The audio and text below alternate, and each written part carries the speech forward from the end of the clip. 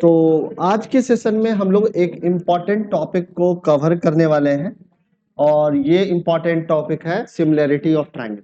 Please सारे बच्चों का ध्यान यहाँ पे होना चाहिए और आराम आराम से समझना है। जहाँ कहीं पर भी डाउट आए पूछ लेना, ठीक है। सो आज हम लोग पढ़ेंगे ट्रायंगल के सिमिलैरिटीज के बारे में। सो अगर आपके पास दो ट्रायंगल है तो किस तरीके से आप लोग जज कर सकते हो कि ये दोनों ट्रायंगल सिमिलर है। तो कह रहा है कि इस सिमिलैरिटी को जस्टिफाई करने के लिए, चेक करने के लिए हमारे पास दो कंडीशंस हैं और उन दोनों कंडीशन को पहले हमें चेक करना पड़ेगा कि ये ट्रू है या नहीं है, ठीक है। So two triangles are similar if their corresponding angles are equal, ठीक है। दो ट्रायंगल तभी सिमिलर होंगे जब उनके कॉरस्पॉन्डिंग एंगल्स क्या होंगे, इक्वल होंगे, और साथ में ही if their corresponding sides are in the same ratio. अगर कोई दो ट्रायंगल इन दोनों कंडीशन को सेटिस्फाई कर रहा है तो आप कह सकते हो कि वो दोनों ही ट्रायंगल सिमिलर, ठीक है। सिमिलैरिटीज के बारे में डिस्कशंस अगले वाले चैप्टर में, अगले वाले चैप्टर नहीं यानी कि इसी चैप्टर में अगले वाली एक्सरसाइज में ज्यादा डिटेल में डिस्कशंस है। अभी तो हम लोग एक मिनट, हेलो हेलो, अभी तो हम लोग बेसिकली बीपीटी थ्योरम पे ज्यादा फोकस करेंगे और आज हम लोगों का जो पूरे क्लास में बीपीटी थ्योरम को ही समझने पे के ऊपर में पूरी की पूरी क्लास है, ठीक है। सो अभी हम लोग स्टार्ट ये करना का समझने का ट्राई कर रहे हैं कि सिमिलैरिटीज से हमारा बीपीटी थ्योरम कैसे रिलेटेड है, किस तरीके से रिलेटेड है। सो सिमिलैरिटीज को समझने के लिए हमें बीपीटी थ्योरम को क्यों समझना जरूरी है। तो देखो यहाँ पे कि अगर दो ट्रायंगल सिमिलर हैं तो उसके लिए क्या क्या क्राइटेरिया सेटिस्फाई होनी चाहिए। तो सबसे पहला कंडीशन है कि उसके कॉरस्पॉन्डिंग एंगल्स इक्वल होनी चाहिए, और दूसरा क्या कंडीशन है, तो दूसरा कंडीशन ये कहता है कि उसके कॉरस्पॉन्डिंग साइड का रेशियो जो होना चाहिए वो भी सेम होना चाहिए। बट थेल्स ने कहा कि अगर दो इक्व एंगुलर ट्रायंगल है, दो इक्व एंगुलर ट्रायंगल कहने का मतलब ये है कि ऐसे ट्रायंगल हैं जिनके कॉरस्पॉन्डिंग एंगल्स इक्वल हैं तो उनके कॉरस्पॉन्डिंग साइड्स का भी रेशियो क्या होगा, सेम ही होगा, ऐसा थेल्स ने बताया। बट थेल्स ने ऐसा किस बिहाफ पे बताया होगा, तो ये बताया गया है कि थेल्स को बीपीटी थ्योरम के बिहाफ पे ही उसने बताया होगा कि दो इक्व एंगुलर अगर ट्रायंगल हैं आपस में तो उनके साइड्स भी प्रोपोर्शनल ही होंगे। तो इसके कहने का मतलब ये है कि अगर आप किसी भी ट्रायंगल के कॉरस्पॉन्डिंग एंगल को अगर इक्वल प्रूव कर देते हो तो उसके साइड को प्रोपोर्शनल करना कोई भी जरूरी नहीं है, या ये आप कह सकते हो कि उसके कॉरस्पॉन्डिंग साइड का रेशियो सेम ही होगा, ये प्रूव करना कोई जरूरी नहीं है। तो ऐसा किस बिहाफ पे वो कह पाए, तो वो इस बिहाफ पे कह पाए बीपीटी थ्योरम के बिहाफ पे। तो आज का हमारा जो पूरे लेक्चर है वो बीपीटी थ्योरम पे ही है। तो आज हम लोग बीपीटी थ्योरम के बारे में ही डिटेल में समझने वाले हैं और इसके प्रूफ में पढ़ने वाले हैं। और बीपीटी थ्योरम हर एक साल आप देखेंगे कॉन्जिक्यूटिव 5 इयर्स का अगर ट्रेंड देखेंगे तो हर एक साल बोर्ड के फाइनल पेपर में बीपीटी थ्योरम पूछा गया है और ये सबसे ज्यादा एक्सपेक्टेड क्वेश्चन है। और इस साल भी इसका एक्सपेक्टेशन हम लोग कह सकते हैं 99.9% है, यानी कि ये 100 इंश्योर कर लो कि ये क्वेश्चन आपका आने ही वाला है। तो इस थ्योरम को अच्छे से समझना है, बीपीटी थ्योरम को अभी हम लोग देखेंगे, उसके स्टेटमेंट को देखेंगे, उस थ्योरम को समझेंगे और फिर उस थ्योरम के प्रूफ को भी समझेंगे, ठीक है। तो आज का सेशंस में हम लोग बीपीटी थ्योरम समझना स्टार्ट करते हैं। तो बीपीटी थ्योरम का क्या स्टेटमेंट है, पहले इस स्टेटमेंट को समझ लेते हैं। तो बीपीटी थ्योरम में लिखा हुआ है कि if a line drawn parallel to one side of a triangle to intersect the other two sides in the distinct points। अगर किसी भी ट्रायंगल के एक साइड के, जैसे कि इस वाले ट्रायंगल में हमने बीसी साइड के एक डी लाइन सेगमेंट ड्रॉ की है जो कि ए बी और एसी साइड को डी और ई पॉइंट पे क्या कर रहा है, इंटरसेक्ट कर रहा है। तो कह रहा है कि the other two sides are divided in the same ratio. तो ये जो डी लाइन सेगमेंट है ये ए बी और ए सी साइड को एक सेम रेशियो में ही डिवाइड करेगी। कहने का मतलब है A D upon D B जो होगा वो ए ई अपॉन ई सी के इक्वल। अगर कब होगा, if D is parallel to BC and this is the meaning of BPT theorem, या कह सकते हैं थेल्स थ्योरम। इसको थेल्स थ्योरम के भी नाम से जाना जाता है क्योंकि थेल्स ने ही बीपीटी थ्योरम के बारे में बताया था। समझ में आ रही है बातें? बेसिक प्रोपोर्शनैलिटी थ्योरम के बारे में थेल्स ने बताया था। तो कभी कभी क्वेश्चन में ये भी पूछा जाता है प्रूव द थेल्स थ्योरम, और कभी कभी हमारा स्टेटमेंट ये लिखा होता है और आपको कहेगा कि प्रूव दिस थ्योरम। ठीक है, तो आज हम लोग इस थ्योरम को समझने का ट्राई करते हैं और इसका प्रूफ भी देखते हैं कि क्या कैसे होगा। तो सबसे पहले हम लोग गिवन इंफॉर्मेशन लिख लेते हैं कि गिवन इंफॉर्मेशन क्या है। गिवन, तो गिवन है ABC is a triangle, ABC is a triangle in which DE parallel to BC।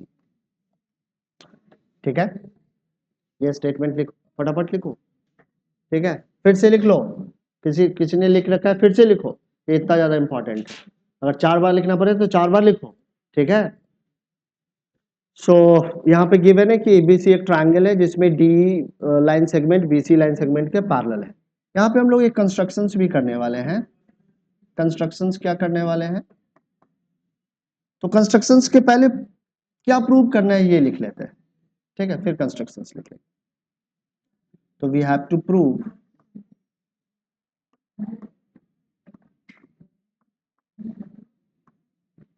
तो हमें प्रूव करना है AD upon DB is equal to AE upon EC, ये हमें प्रूव करना है।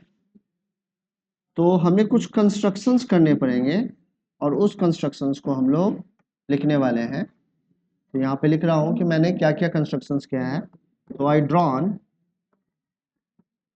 A line segment EN line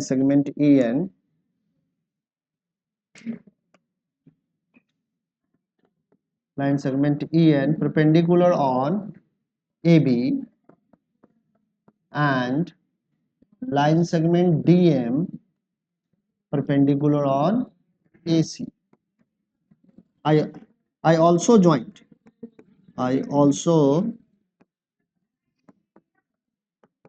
joined B to E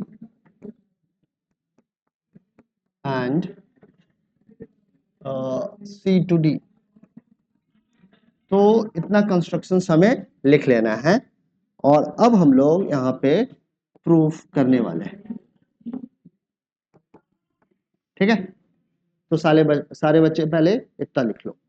जितने online student हैं, अनिकेत है, माही है और निकिता है, आप सारे बच्चों को बोर्ड ठीक से दिख रहा है और जो भी एक्सप्लेन कर रहा हूँ ठीक से समझ में आ रहा है ना? गुड। तो यहां तक सारे बच्चों ने लिख लिया है। अब आराम आराम से पहले देख के समझ लेना है फिर लिखना है। तो सबसे पहले अभी हम लोग यहाँ पे एक ट्रायंगल का एरिया निकालने वाले हैं और वो ट्रायंगल मैं ले रहा हूं एरिया ऑफ ट्रायंगल ADE। अब किसी भी ट्रायंगल का एरिया आप निकाल सकते हैं। एक फॉर्मूला है हमारे पास 1/2 बेस इंटू हाइट। ये फॉर्मूला तो सारे बच्चे जानते होंगे, जानते हो या नहीं जानते हो? जानते हो ना?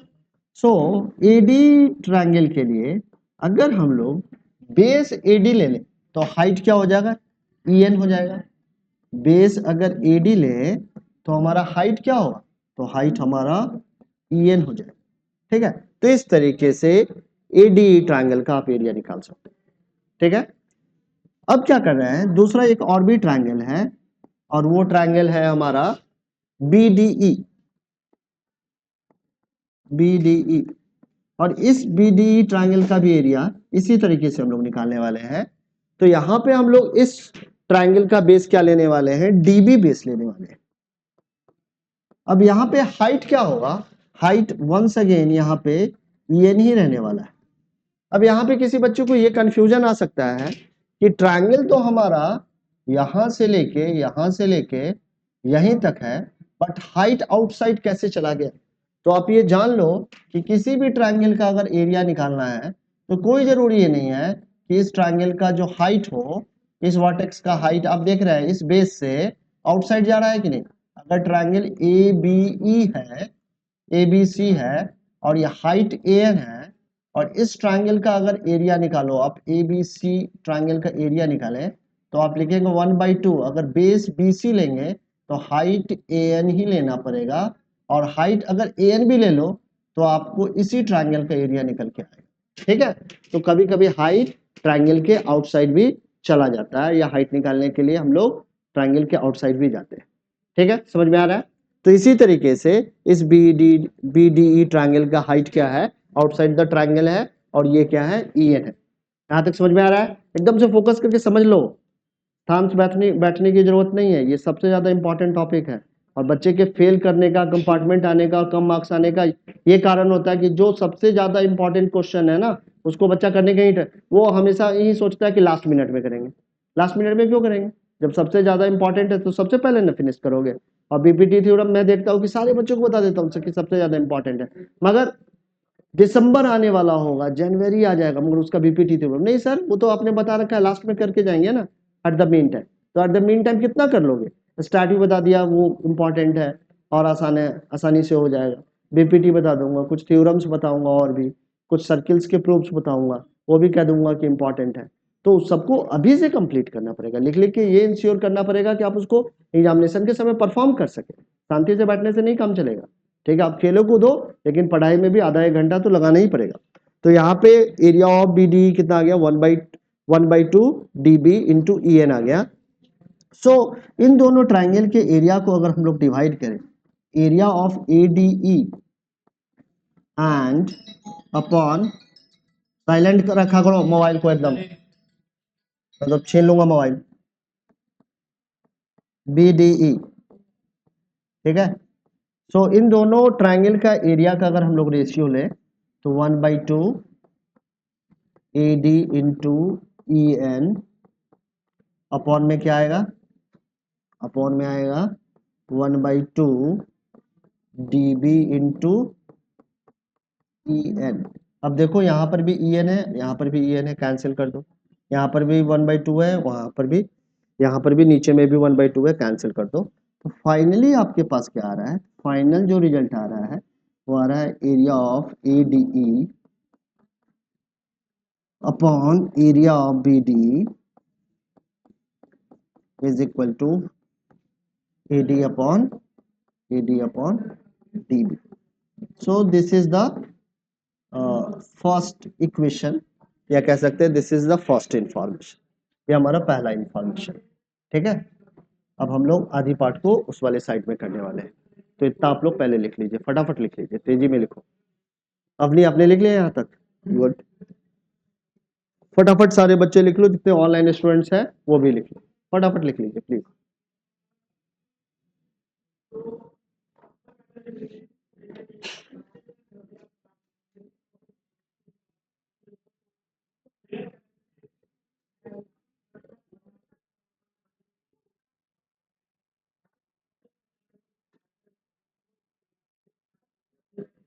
और अब समर वेकेशन भी एंड होने वाला है, अब पढ़ाई के मूड में आ जाइए, नहीं पढ़ाई के मूड में रहिएगा ना तो रिजल्ट खराब हो जाएगा। मैं कह रहा हूँ, आप लोगों को वार्न कर रहा हूँ बार बार।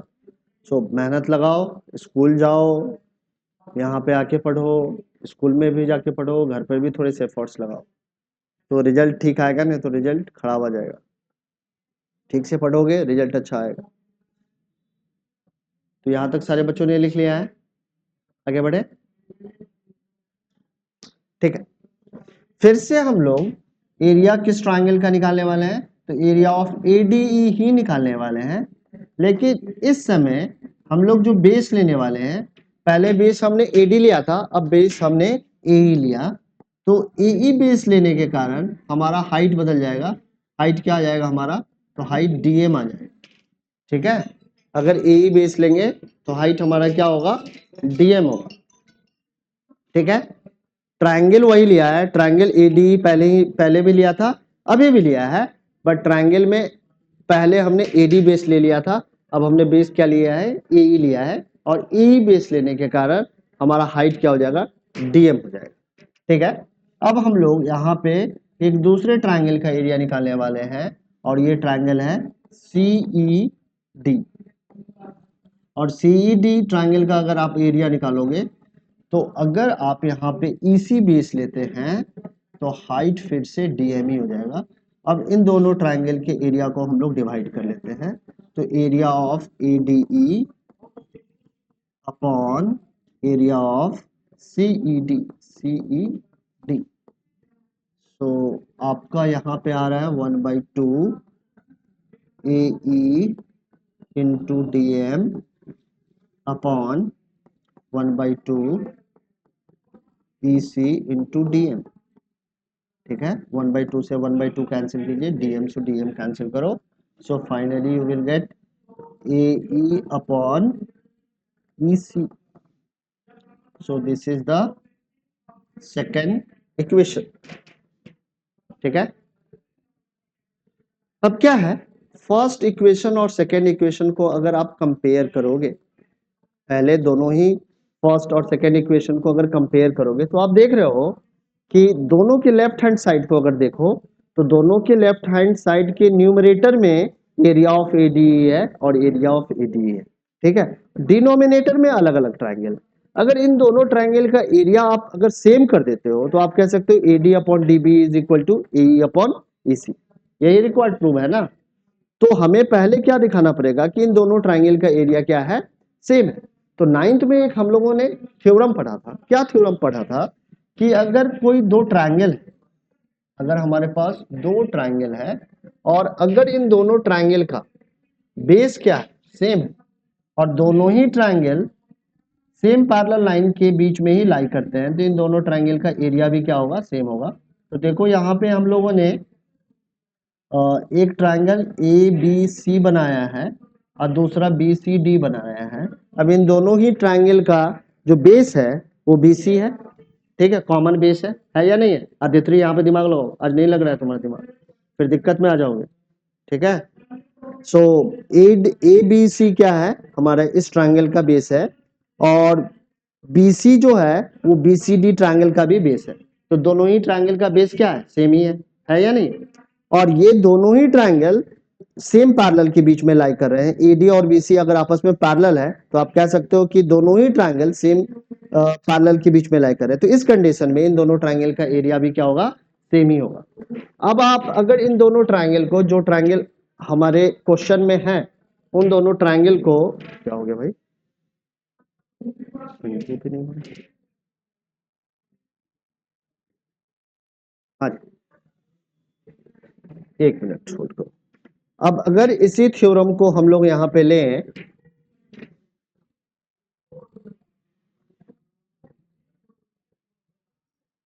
ठीक है,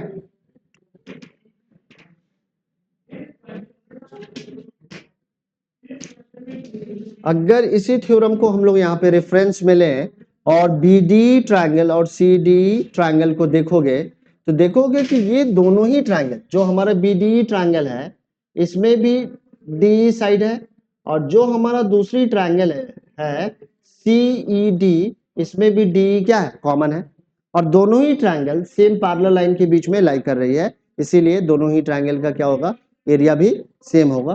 तो इसी फैक्ट को हम लोग यहाँ पे लिखने वाले हैं। यहाँ पे लिखेंगे कि in triangle BDE and triangle CED,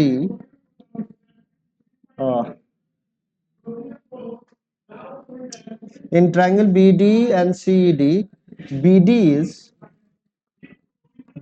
is common base and both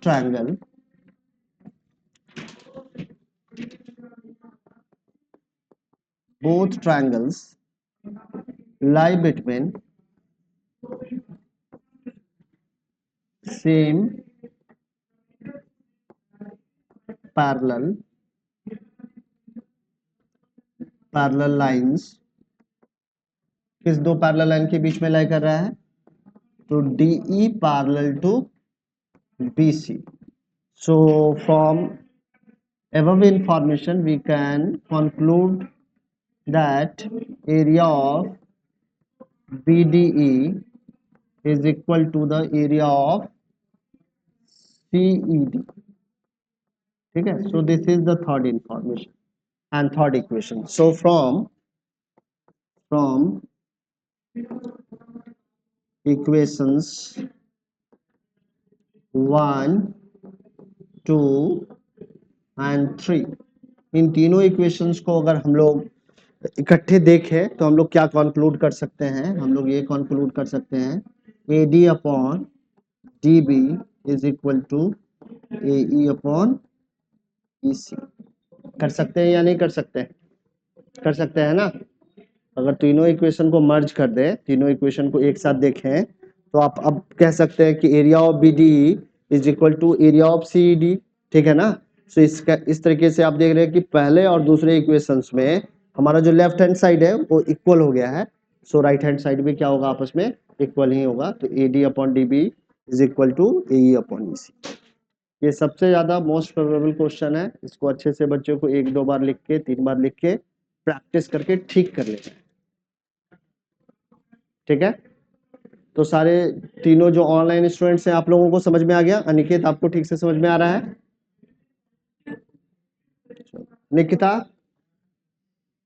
आपको समझ में, आपको ये BPT थ्योरम समझ में आ गया ठीक से?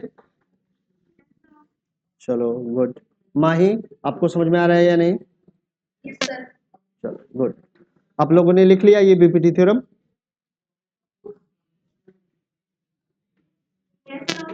चलो ठीक है, तुम लोगों का भी हो गया कंप्लीट। ठीक है, याद कर लेना है, मुस्कुराने से नहीं काम चलने वाला है। जिस दिन पूछूंगा नहीं बताओगे तो घर पे इन्फॉर्म कर देंगे कि नहीं पढ़ रहा है ठीक से। ठीक है ना। और हर एक टेस्ट में जब भी ट्रायंगल आएगा तो ये BPT थ्योरम तो पूछा ही जाएगा आपसे। तो इस तरीके से आज की क्लास में हम लोगों ने BPT थ्योरम को प्रूव करना सीखा है। अब BPT के कन्वर्स भी एक थ्योरम है और ये थ्योरम है 6.2। इसके भी प्रूफ को अभी हम लोग देखेंगे।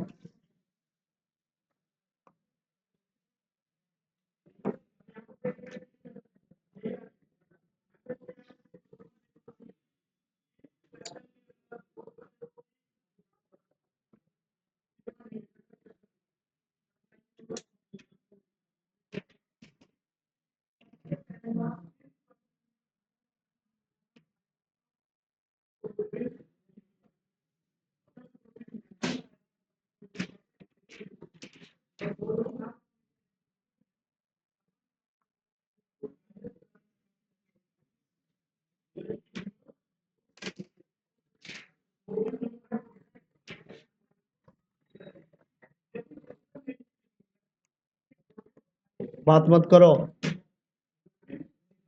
अब देखो ये जो थ्योरम है हमारा, ये कन्वर्स ऑफ BPT है। BPT का क्या है? कन्वर्स है। BPT थ्योरम हमारा क्या कह रहा था कि किसी ट्रायंगल में अगर किसी साइड के पैरेलल एक लाइन ड्रॉ करते हैं और ये दो रिमेनिंग साइड को अगर किसी डिस्टिंक्ट पॉइंट पे काटता है तो ये जो पैरेलल लाइन है वो रिमेनिंग 2 साइड्स को सेम रेशियो में डिवाइड करेगी। बट यहाँ पे क्या कह रहा है, if A line divides any 2 side of A triangle in same ratio, अगर कोई आप लाइन ड्रॉ करते हो और ये दो साइड को सेम रेशियो में डिवाइड करती है तो ये लाइन थर्ड वाले साइड के क्या होगी, पैरेलल होगी। समझ में आ रहा है?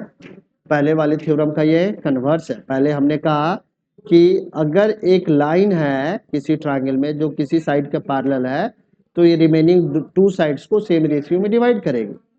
अब यहाँ पे कह रहे हैं कि अगर कोई लाइन आपने ड्रॉ किया है जो ट्रायंगल के दो साइड्स को सेम रेशियो में डिवाइड कर रहा है तो वो लाइन जो गिवन लाइन है वो आपके थर्ड वाले साइड के क्या होगी, पैरेलल। समझ में आ रही है गिवन इन्फॉर्मेशन यहाँ पे और क्या प्रूव करना है? तो ये थ्योरम हमारा कन्वर्स ऑफ BPT है। तो इसमें गिवन इन्फॉर्मेशन को पहले हम लोग लिख लेते हैं। गिवन इन्फॉर्मेशन क्या है? तो गिवन इन्फॉर्मेशन ये है कि ABC is a triangle. ABC is a triangle in which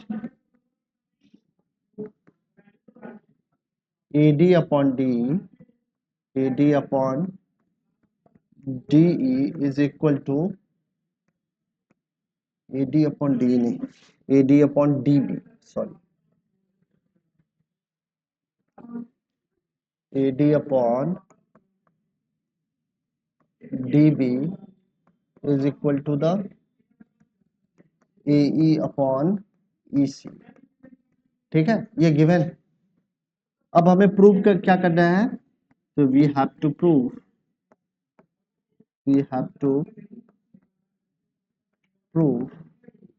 क्या प्रूव करना है, तो हमें ये प्रूव करना है कि D is parallel to BC, ये प्रूव करना है। ठीक है, अब हम लोग यहाँ से प्रूव स्टार्ट करते हैं। सो किस तरीके से प्रूव कर सकते हैं, सो देखो,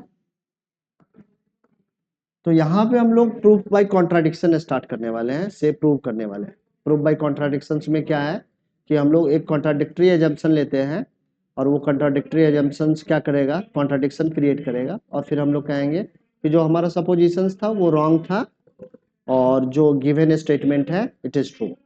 सो यहाँ पे हम लोग अभी ये कंसीडर करते हैं कि AD अपॉन DB है, AD upon DB is equal to AE upon EC, but हम लोग ये कंसिडरेशन में ले रहे हैं कि D is not parallel to BC। मैं क्या कह रहा हूं, यहाँ पे कह रहा है कि AD अपॉन DB अगर AE अपॉन EC के इक्वल है तो आप कहेंगे कि D is parallel to BC। ठीक है, ये आपको करना है।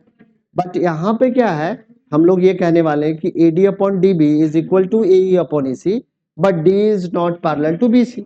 D क्या है, लेकिन BC के पैरेलल नहीं है। तो अगर DE BC के पैरेलल नहीं है तो BC के पैरेलल कोई ना कोई तो लाइन हम लोग ड्रॉ कर सकते हैं ना। तो हमने एक दूसरी लाइन ड्रॉ करी DE डैश, जो कि क्या है, BC के पैरेलल है। ठीक है, तो इस तरीके के कंसिडरेशंस के साथ हम लोग यहाँ पे स्टार्ट करने वाले हैं। तो यहाँ पे हम लोग लिखने वाले हैं कि here AD upon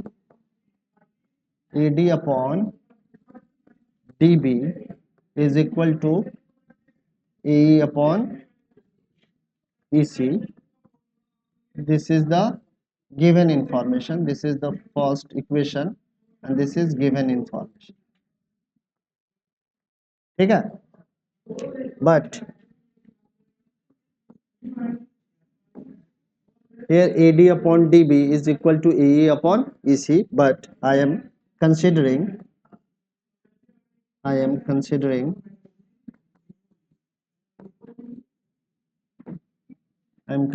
that D is not parallel to BC, ठीक है। I am considering that D is not parallel to BC and DE dash, and I drawn, ऐसा लिख लेते हैं, and I drawn DE dash parallel to BC। ठीक है, क्या हमने लिखा है कि here AD upon DB is equal to AE upon EC, but I am considering that D is not parallel to BC and I drawn DE dash parallel to BC, but DE dash को हमने BC के parallel draw किया है। So from BPT theorem, from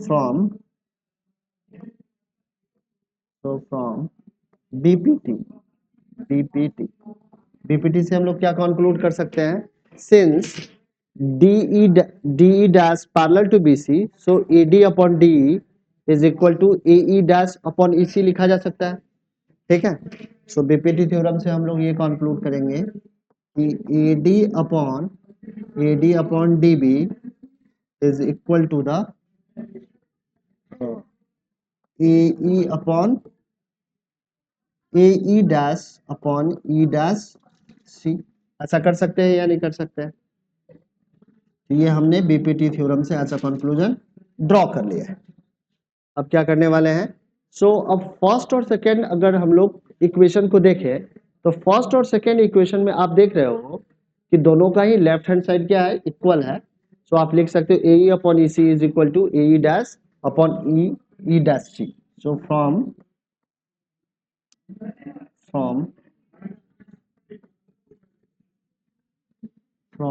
equation 1 and equation 2, please बात नहीं करना है। Equation 1 और 2 से क्या कंक्लूड कर सकते हो? आप कंक्लूड कर सकते हो A E upon E C is equal to the A E dash upon E dash C. ठीक है, सो दिस इंप्लाइज दैट इसको हम लोग रेसिप्रोकेट कर देते हैं तो ई सी अपॉन ए ई आ जाएगा, और इसी तरीके से आप इसको लिख सकते हो E dash C is equal to A E dash. ठीक है, अब इस दोनों इक्वेशन के, ये इस इक्वेशन के हम लोग लेफ्ट और राइट साइड में एक इक्वल वैल्यू 1 ऐड कर देते हैं, इसके लेफ्ट में भी और इसके राइट में भी। तो किसी भी इक्वेशन के अगर लेफ्ट और राइट में अगर सेम वैल्यू ऐड कर दी जाए तो इक्वेशन हमारा क्या रहता है? अनअल्टर्ड रहता है। अभी भी इक्वेशन हमारा बैलेंस ही है, तो ऐसा हम लोग लॉजिकली कर सकते हैं। तो हमने लेफ्ट में भी 1 ऐड कर दिया और राइट में भी 1 ऐड कर दिया। सो 1 ऐड करने से हमारे पास क्या आ गया? हमारे पास आ गया ई C plus A E upon A ई, और यहाँ आ गया ई dash C plus A E dash upon A E dash. अब कोई बच्चा हमें ये बताएगा डायग्राम देख के ई सी प्लस ए ई क्या आएगा? जरा डायग्राम देखो अपने नोटबुक में। ए ई प्लस ई सी प्लस ए ई क्या आएगा? बताओ, जल्दी बताओ, देखते हैं कुछ समझ में आ रहा है कि नहीं, कि सिर्फ बैठ के। ई सी प्लस ए ई किसके इक्वल होगा? जल्दी बताइए देख के। एसी के इक्वल हो जाएगा भाई। ए, क्या हुआ? देख के बताओ। हाँ, इसी के इक्वल आएगा। एसी डीसी के इक्वल होगा। सोच के देखो, ईसी प्लस ए देखो कहां पे है। एक से दिख नहीं रहा है? यहां देखो, पिटाई होगा, कान खींच लूंगा मैं बढ़िया से, जो बैठ के सिर्फ टाइम पास करते रहते हो। ईसी प्लस ए को ऐड करेगा तो समझ में नहीं आ रहा है, इतना लॉजिक नहीं है। क्या दिख रहा है? क्या दिख रहा है मनीष? एसी दिख रहा है क्या? यहाँ पे ईसी है और इसमें हम लोग ए जोड़ेंगे तो पूरा एसी नहीं बन जाएगा? इतना सोया हुआ दिमाग है। ठीक है, और A E dash plus E dash C जोड़ेंगे तो क्या आएगा ये बताओ? एक दूसरा स्टेटमेंट है ना, ई डैश सी प्लस ए ई डैश, ई डैश सी में ए ई डैश जोड़ेंगे तो क्या आएगा? एसी आएगा फिर भी। ये तो डायग्राम में दिख रहा है साहब, नहीं दिख रहा है डायग्राम में क्या? कि ए ई डैश में ई डैश सी जोड़ेंगे तो एसी आ जाएगा, चाहे ए ई में ई सी जोड़ेंगे तब भी एसी आएगा। दोनों ही सिचुएशंस में तो एसी ही बनने वाला है। देखो पढ़ लो, जिस तरीके से पढ़ रहे हो मैं कह रहा हूं कि रिजल्ट अच्छा नहीं होगा, कॉन्सिक्वेंस गंदा आने वाला है, तो पढ़ना पड़ेगा, मेहनत करना, लगाना पड़ेगा। तो यहाँ पे हमारा देख रहे हैं कि यहाँ पर भी एसी आ गया और नीचे में क्या है? ए ई है, और ई डैश सी प्लस ए ई डैश क्या आ रहा है? ये भी एसी आ रहा है और नीचे में ए ई डैश आ रहा है। ठीक है, तो इस एसी से इस वाले एसी को कैंसिल कर सकते हैं या नहीं कैंसिल कर सकते? सो फाइनली हमारे पास क्या आने वाला है? 1 upon A E is equal to the 1 upon A E dash. So finally आप लिख सकते हो A E equal to A E dash. अब देखो ए ई डैश के इक्वल कैसे हो जाएगा, जरा देखो ऊपर से, जरा हम लोग डायग्राम में देखते हैं। फाइनल कंक्लूजन क्या हमारे पास आ गया? A E is equal to A E dash. तो देखते हैं क्या डायग्राम में दोनों, इस डायग्राम में दोनों चीजें एक ही पॉइंट पे है?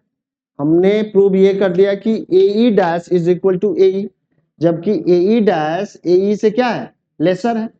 तो ये कब हो सकता है, when E dash coincide with the E dash E के साथ अगर कॉन्साइड नहीं करेगा तो कैसे, how can you say that AE dash is equal to AE, ठीक है ना। So this is only possible when E dash coincide with the E, ठीक है ना। So we can say that D is parallel to BC, क्योंकि मैंने DE dash को BC के पैरेलल कहा था और E डैश क्या हो गया, E के साथ कॉन्साइड कर गया, ठीक है ना। So now we can say that D is parallel to BC। So इसी इंफॉर्मेशन को हम लोग यहाँ पे लिखने वाले हैं, लिखेंगे this is only possible, this is only possible when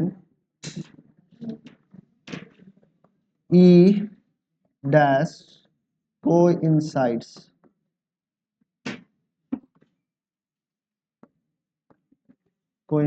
with E, so we can conclude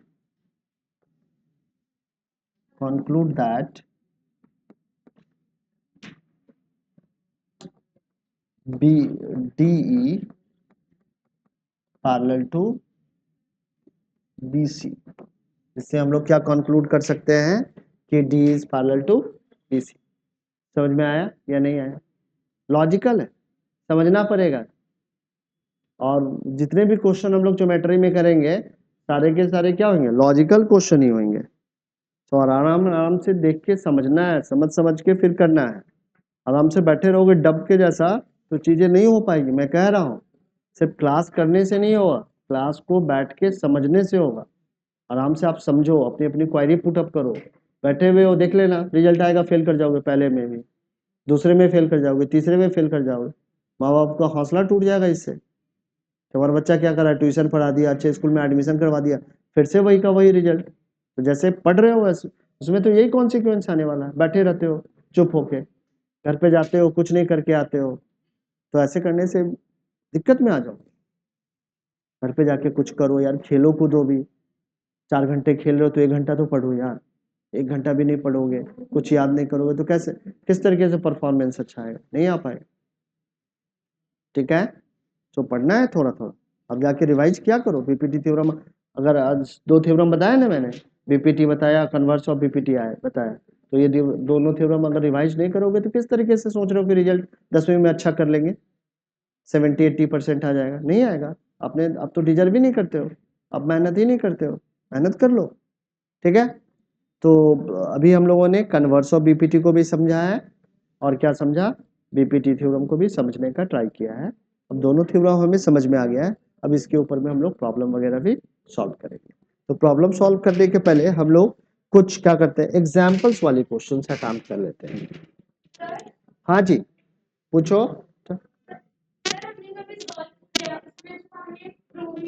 हाँ क्या ड्रॉ कर किया था, हमने डी ई डैश को पैरेलल किया था BC के। हाँ पहले कैसे कर सकते थे बेटा, देखो यहाँ पे एक बार फिर से समझ लेते हैं इसको। देखो यहाँ पे क्या था कि, एक मिनट, यहाँ पे कन्वर्स ऑफ बीपीटी क्या कह रहा था, डायग्राम को हम लोग देखते हैं। कन्वर्स ऑफ बीपीटी में कह रहा है कि अगर किसी भी ट्रायंगल के एक साइड, यानी कि एक किसी भी ट्रायंगल में हम लोग एक लाइन सेगमेंट ड्रॉ करते हैं और ये दो साइड को इंटरसेक्ट करते हैं, दिमाग खोल के सुन लो, दो साइड को इंटरसेक्ट करता है और इस तरीके से इंटरसेक्ट करता है कि AD upon DB is equal to AE upon AC आ जाता है, तो DE क्या होगा, BC के पैरेलल होगा। अब ये तो थ्योरम बता रहा है, बट इसको हमने प्रूव करने के लिए हमने कहा कि ठीक है AD upon DB is equal to AE upon EC, but हमने कंसीडर किया D is not parallel to BC।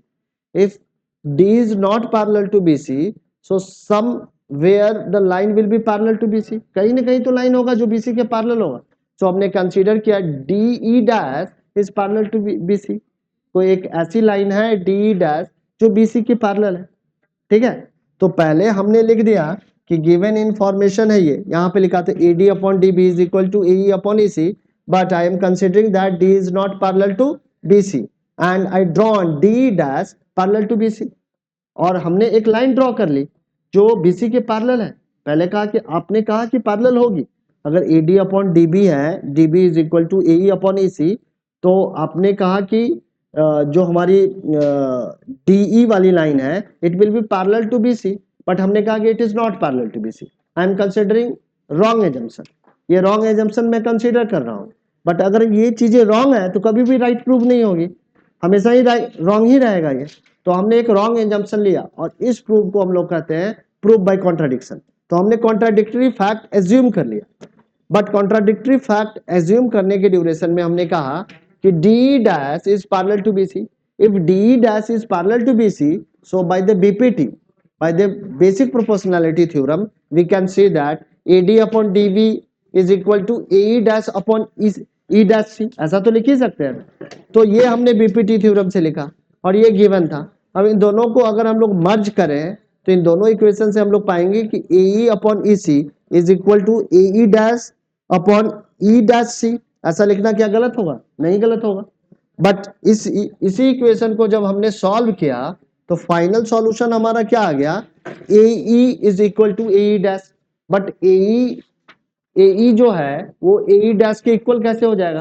क्योंकि AE डैश देखो उस डायग्राम में AE डैश तो ऊपर है और AE नीचे है, तो ये तो इक्वल नहीं हो सकता है, यानी कि हमारा एजम्पशन रॉन्ग था। हमने जो E डैश ऊपर लिया था, ये E डैश ऊपर नहीं है, वो E डैश E पे ही है, ठीक है ना। तो अगर E डैश E पे ही है तो हमारी DE लाइन क्या होगी? BC लाइन के पैरेलल होगी, होगी कि नहीं होगी? ठीक है, तो ये लॉजिक से हमें पूरे तरीके से दिख रहा है कि जो हमारा एजम्पशन था रॉन्ग था, और रॉन्ग एजम्पशन होने के कारण ही हमारा यहाँ पे एक इक्वेशन बन गया, गलत इक्वेशन बन रहा है। तो गलत इक्वेशन क्यों बन रहा है? क्योंकि हमारा एजम्पशन रॉन्ग था। तो एजम्पशन को हमने करेक्ट कैसे किया? तो ई डैश को उठा के फिर से हमने कहा कि ये ई पे ही कॉन्साइड करेगा, ये ई पे ही होगा। अगर ए ई डैश नहीं, ई डैश नहीं, डी डैश BC के पैरेलल है, तो अगर ई डैश यहाँ पे चला आया तो हम लोग कह सकते हैं डी भी BC के पैरेलल है, और इस तरीके से हम लोग ने पैरेलल प्रूव किया है। ठीक है निकिता, आप समझ में आया या नहीं आया, या अभी भी डाउट है? आ गया? चलो ठीक है। तो अभी हम लोगों ने कन्वर्स ऑफ BPT करा है एक, और एक BPT थ्योरम हम लोगों ने प्रूव करा। ठीक है, अब देखो यहाँ पे कुछ कुछ एग्जाम्पल्स हैं, अब बड़े ही इंपॉर्टेंट एग्जाम्पल्स हैं। इस चैप्टर में लिमिटेड क्वेश्चंस हैं, कुछ क्वेश्चन तो एकदम से मालूम है कि आने ही वाला है, कुछ क्वेश्चन हम लोग गेस करेंगे कि ये क्वेश्चन की पॉसिबिलिटीज बनती है और वहां से भी क्वेश्चन आएगा। तो पहले हम लोग देखते हैं कि एग्जाम्पल नंबर 1 को समझने का ट्राई करते हैं।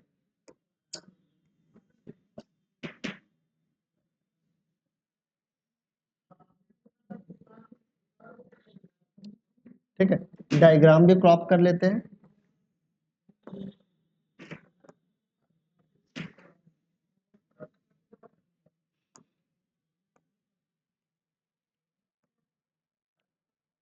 अब आराम आराम से समझना है। देखो जितना भी ज्योमेट्री है इसमें समझना पड़ेगा, अगर तुम समझने से भागोगे तो फंस जाओगे यहाँ पे, ठीक है ना। तो जो मैं बता रहा हूँ समझने का ट्राई करो, अगर नहीं समझ में आता है तो पूछो बार बार। क्या कह रहा है? If a line intersect sides AB and AC of a triangle ABC at D and E respectively and is parallel to BC। एक ट्रायंगल है ABC जहां पे डी लाइन BC के क्या है? पैरेलल है, और AB और AC साइड को D और E पॉइंट पे इंटरसेक्ट कर रहा है। तो हमें प्रूव करना है AD upon AB is equal to AE upon AC, इसको प्रूव करके हमें दिखाना है। ठीक है, गिवन इंफॉर्मेशन से स्टार्ट कर लेते हैं। गिवन क्या है? गिवन है हमारे पास कि D parallel to DE is parallel to BC। ठीक है, DE क्या है? BC के पैरेलल। तो BPT थ्योरम से, BPT से हम लोग क्या कंक्लूड कर सकते हैं कि AD अपॉन DB जो होगा it will be equal to the AE upon EC, होगा या नहीं होगा? So this is the first equation and this equation drawn from the BPT। यही तो BPT का कंक्लूजन था। था या नहीं? ठीक है, so AD upon DB is equal to AE upon EC। अब क्या है, AD के जगह पे AD है ही, बट DB की जगह पे हमें क्या चाहिए, AB चाहिए, चाहिए कि नहीं चाहिए? और देखो AE की जगह पे AE है ही, लेकिन EC की जगह पे हमें क्या चाहिए, AC चाहिए। ठीक है, तो हम लोग अभी क्या करते हैं, इसको रेसिप्रोकेट कर देते हैं, तो क्या लिखेंगे, DB upon AD is equal to the EC upon AE। ऐसे लिखने में कोई दिक्कत नहीं है। हमने यहाँ पे AD अपॉन DB था तो DB अपॉन AD लिख दिया, और इसको EC अपॉन AE लिख लिया। अब क्या करते हैं, दोनों ही साइड हम लोग 1 ऐड कर देते हैं इस इक्वेशन में। इक्वेशन के लेफ्ट हैंड साइड में भी 1 ऐड कर दिया, और इक्वेशन के राइट हैंड साइड में भी क्या कर दिया हम लोगों ने, 1 ऐड कर दिया, लेफ्ट और राइट में 1 ऐड कर दिया। तो इससे हमें क्या कंक्लूजन मिला, AD यहाँ पे आ जाएगा हमारा DB, और यहाँ आ जाएगा हमारा AD, और यहाँ पे लिख सकते हैं EC plus AE upon AE। ठीक है, अब DB को अगर AD में ऐड करोगे तो क्या आएगा, विराज बताएगा, विराज बताओ। AD प्लस DB अगर हम लोग करें तो क्या रिजल्ट मिलेगा, AD प्लस DB। वहां देखो, डायग्राम में देखोगे तो पता चलेगा, देखो डायग्राम में AD प्लस DB क्या रिजल्ट आएगा। डायग्राम में देखना है बच्चा, थर्ड स्टैंडर्ड का बच्चा बताएगा यार, इतना कंफ्यूजन क्यों है। क्या आएगा आदित्य, AB आ जाएगा, देखो ना, AD प्लस DB क्या आएगा, AB आएगा। आधा रोटी और आधा रोटी एक रोटी यार, इतना बताने में क्यों दिक्कत, ठीक है, इतना कंफ्यूजन क्यों, इतना डरते क्यों। तो ये आ जाएगा AB अपॉन AD आ गया। अब बताइए नेक्स्ट बताइए, EC प्लस AE करे तो, EC में AE ऐड करेंगे तो क्या आएगा, AC आएगा, बोलो फटाफट, AC आएगा, AC अपॉन AE। तो यही रिक्वायर्ड रिजल्ट था ना, यही लाना था ना। तो लिख सकते हैं AD upon AB is equal to the AE upon AC। तो BPT को एक इस तरीके से भी हम लोग कंक्लूड कर सकते हैं। ठीक है, BPT से ही ये डेरिवेशंस आ रहा है, ये भी डिराइव कर सकते हैं, डिराइव कर सकते हैं या नहीं डिराइव कर सकते हैं, कर सकते हैं। ठीक है ना, तो BPT का एक कंक्लूजन है AD upon AB is equal to AE upon EC। अगर ये वाला पार्ट ले ले, अपॉन में AB ले ले, और AE अपॉन में AC ले ले, तब भी क्या आएगा, ये आपस में इक्वल ही आएगा। ठीक है, समझ में आया। तो आज के सेशन में हम लोग इतना ही रहने दे रहे हैं, जाके घर पे प्लीज रिवाइज कीजिएगा। जितने बच्चे को BPT का मैं 3 दिन का टाइम दूंगा, अगर 3 दिन में किसी भी बच्चे का नहीं कंप्लीट होगा BPT, 4th डे मैं कॉल कर दूंगा पेरेंट्स को कि बिल्कुल नहीं पढ़ रहा है। तो BPT सारे हर एक बच्चे से मेरे को चाहिए। ठीक है, कैसे करना है अपना देख लो, याद करना है, समझना है, 2 बार लिख के होगा, 3 बार लिख के होगा, जैसे भी होगा वो आप देखो। हेल्प मेरा चाहिए तो मेरा हेल्प मिलेगा, बट आपको इसको कंप्लीट करना ही पड़ेगा किसी भी हालत में। ठीक है, और हर एक एग्जाम जब भी लूंगा मैं, और ट्रायंगल अगर उस सिलेबस में होगा तो हर एक एग्जाम में BPT दूंगा। और चूंकि ये क्वेश्चन बता दिया है कि देने वाला हूँ, ये भी बता दिया कि बोर्ड में भी आने वाला है, तो जो बच्चा छोड़ेगा उसके पेरेंट्स को मैं यहाँ पर बुलाऊंगा, तो सतर्क हो जाइए। ठीक है, ये BPT थ्योरम हमको चाहिए ही चाहिए हर एक हाल में। तो आज का सेशन यहीं पे एंड करते हैं, फिर से मिलते हैं नेक्स्ट सेशन में, बाय।